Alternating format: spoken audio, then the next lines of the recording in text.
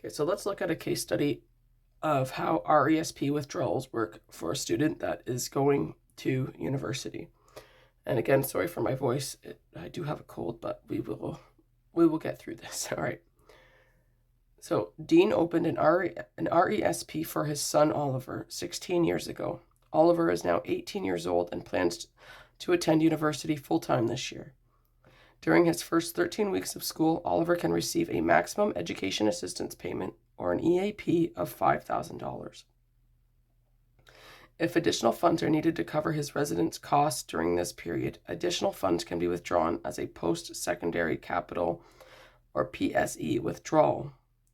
After the first 13 weeks of his program, there will be no restrictions on how much EAP can be withdrawn.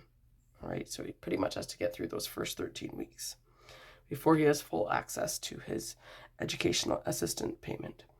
The final EAP can be withdrawn within 6 months of Oliver completing his studies. So he has up to 6 months when he's finished school to withdraw the rest of his EAP.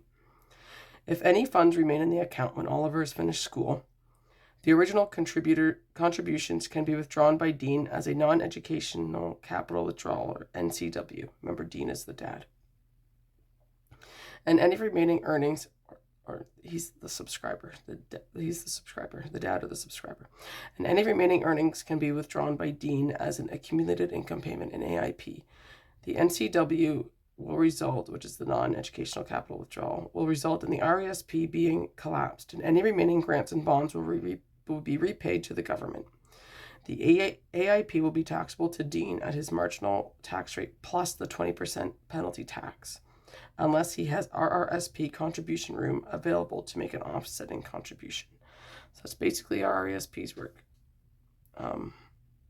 After 13 weeks of full-time schooling, you get access to $5,000, and you can always apply for more if they need more.